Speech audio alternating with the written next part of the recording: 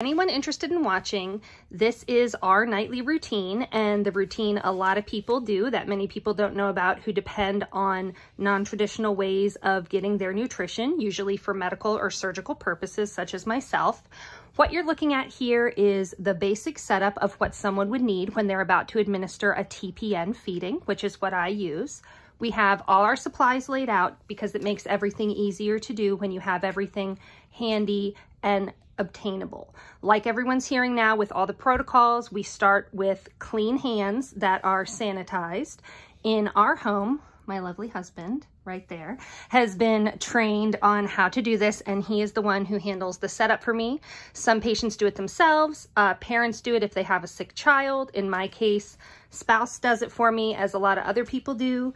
So I'm going to kind of walk everybody through it, and he's going to be the hands and get it started. So the first thing he's doing is getting some gloves. Even though his hands are sanitized, if you have the supplies available, it is recommended, just because the port line that I use goes directly into the bloodstream and sits right in my heart. So you have to make sure you keep things as sterile and sanitary as possible.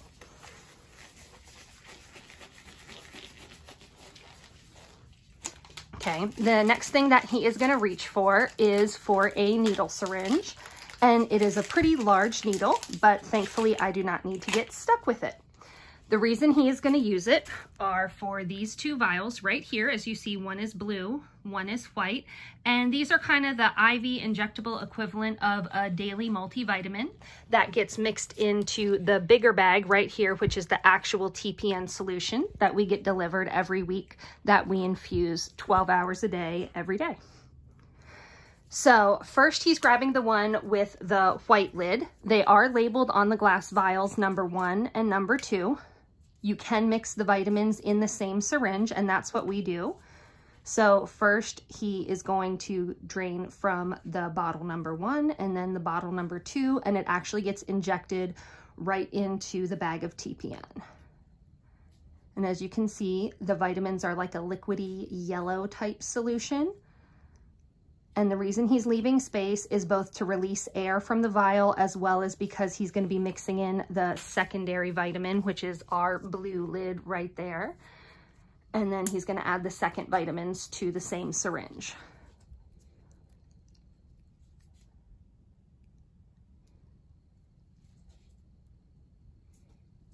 So this is kind of our equivalent of like a guy taking his girl out for a coffee or to a fancy dinner. Obviously you can't find this at a restaurant, but this is kind of like him taking me out to eat, except staying in, because this is how I get my food.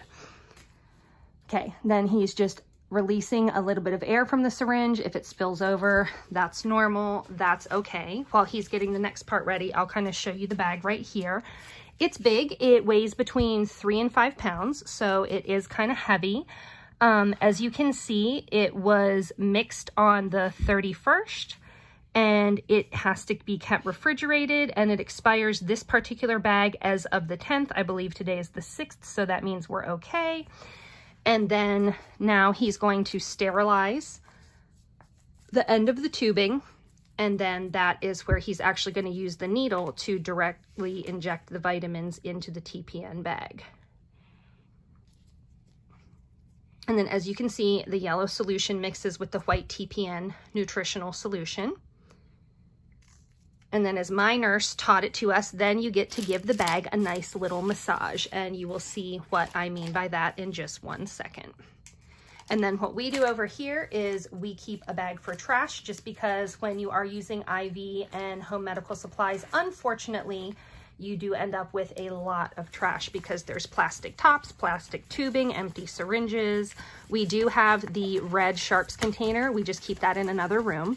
So we're using the bag tonight just because it's quicker and easier. And then as you see, what was white solution now is more of like a beige color, and that's just because the yellow vitamins got mixed into it. He's a pro. He's been doing this for, well, over a year, I think, something like that. Okay, this next bag, you want to show them what that is? This is a sterile packaging, which means obviously everything inside of it is sterile and sanitary. So you have to be careful that the contents don't spill out or mix onto a non-sanitary surface. So a lot of home healthcare workers or medical professionals, or in this case, spouses that know what they're doing, keep everything within the clean bag. And this is actually the tubing that connects the bag of TPN to this thing right here, which we'll see in a minute, which is actually the IV pump that takes care of regulating how much get infused and how quickly it does. So then he is going to inject this, and it's a sterile surface to sterile surface. That's why he was able to directly inject it in there. And it's a little bit of a tight squeeze, right, Amor? Yeah. But he's strong and has muscles, so that's okay because he can do it. Okay. And then this that he's holding right here is our handy dandy IV pump. It's going to turn on in a minute. We actually have to replace the AA batteries every single night. So every 24 hours, we go through about 4 AA batteries. Here on the end, this is one of the more newer, easier, patient user-friendly models where you just have to click and twist and turn. We've had other ones that you actually need a turn key and you have to keep the key and get it out, and it takes a lot more work to open. So we're definitely happier with this type of pump. We're going to remove yesterday's batteries, add them into our pile of trash, and then he's going to insert the batteries in because it is a 12-hour infusion. So that means that sometimes halfway through the night or halfway through the infusion, the batteries can die out, which you do not want because that will mess up your rate and your flow. So it is recommended by the doctors and nurses who teach us this that you should change your batteries every time you do a new infusion. And then this is pretty user-friendly. We've got our little power button on the side. And then as you can see, the screen is powering up, turning on, getting ready to do its thing. Okay, and then we program it. And ours has a security code that you have to know and plug into it. Now, if you can hear in the background, there's some clicking and some noise going on. This is called priming the tubing. Anybody who's been in a hospital or ER and sees when they have to let air out of a line before they insert it in, because air bubbles into your bloodstream or your heart are a big no-no. So as you guys can see right here, there are these little pieces of air that would be harmful and dangerous and not a good thing. So this machine actually self-primes. So it's saying how much is priming, and then it can automatically sense it. Now we keep the sterile tip of the sterile tubing in the sterile packaging container. So that's why we can just kind of lay it in there and know that everything is going to be clean, nothing is going to be contaminated. The beginning, of course, takes a little while because the tubing is pretty long.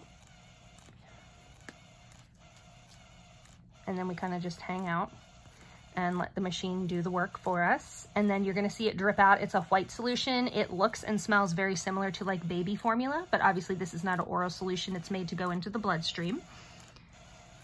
And then we're just gonna let it keep priming and running until the air bubbles are out, and then we can safely connect the tubing to my chest port.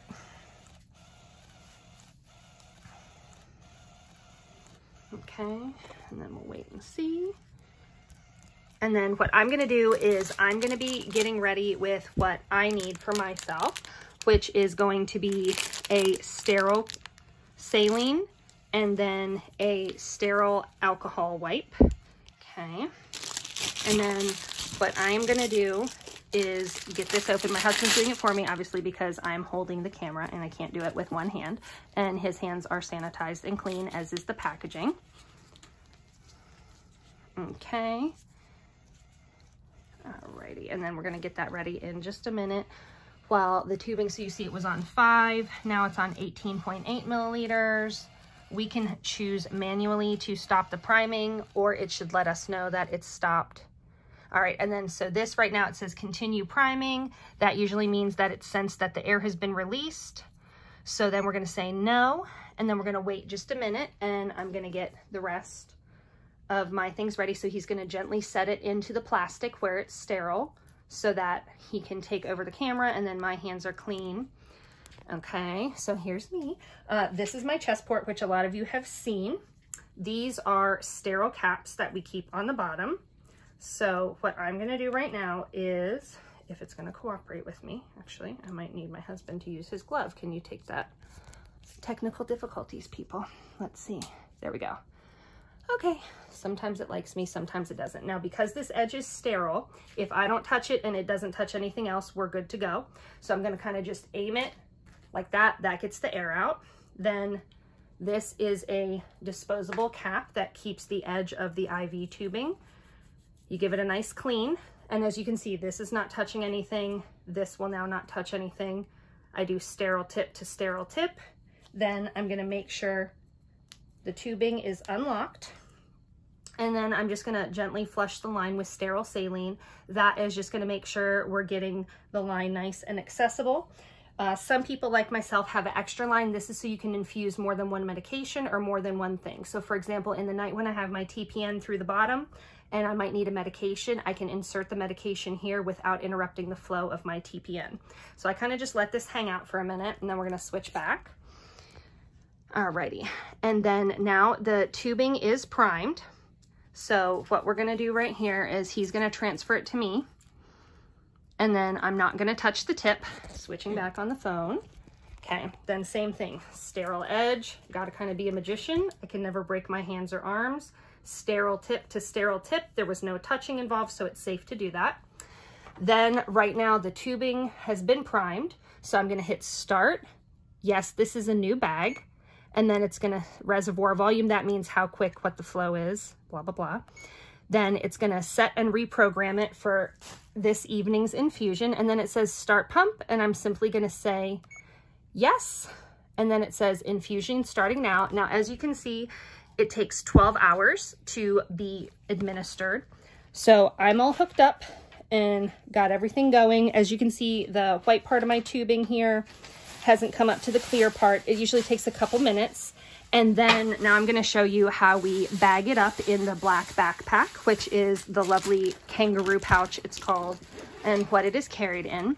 Now this is not a standard backpack you get from the store. This is actually given to you by the medical supply company when you start these types of infusions. I had a different one for antibiotics and I had a different one for bolus IV bags. So this just makes it easier to keep it all in one place so things don't fall and slip all around. Keeps it very secure. It's large and awkward and heavy, but all things considered, it's a lot more convenient to have it all in one pouch than it is to have to pick up 3, 4 different things and hold it to do whatever else you need to do whenever you need to move around. So as you can see, there is Velcro here at the top, a big Velcro to hold it, room for the tubing. Then it has some Velcro here at the bottom. And that just is gonna keep everything in place from jiggling all around. And then there is a place for the actual pump itself. It's got its own nice little pocket right there. And then we close it and it has zippering. So we personally never zip it all the way. That way we have a little bit of flexibility with where the tubing is going. Now, I try to do my infusions at night, and apart from the quarantine that we're all in right now with what's going on, I typically try to do it when I know I'm going to be home. If you have to take it out in the world, there are plenty of people that do. You can take it to the doctor, to the grocery store, wherever. You can carry it like a briefcase. You can carry it like a backpack. Marco is modeling it for everybody. Isn't that sexy, ladies and gentlemen? Kangaroo pouch. All right, so that's how you do it. So for example, if I'm here in bed and I need to get up and go to the bathroom, I would have to get out of bed, pick up my giant case, make sure I do not trip on all this tubing, and then do what I need to do and come right back. So I think that is the basis. Feel free to ask any questions in the comments and we will be happy to get back to them with you. And we hope this gave everybody a new learning experience and also got your mind off everything that might be on your mind for a few. And now whenever you hear someone talk about TPN or tube feedings, you can know what you're thinking about, talking about. So applause to my wonderful husband, and we will post it soon. Bye-bye.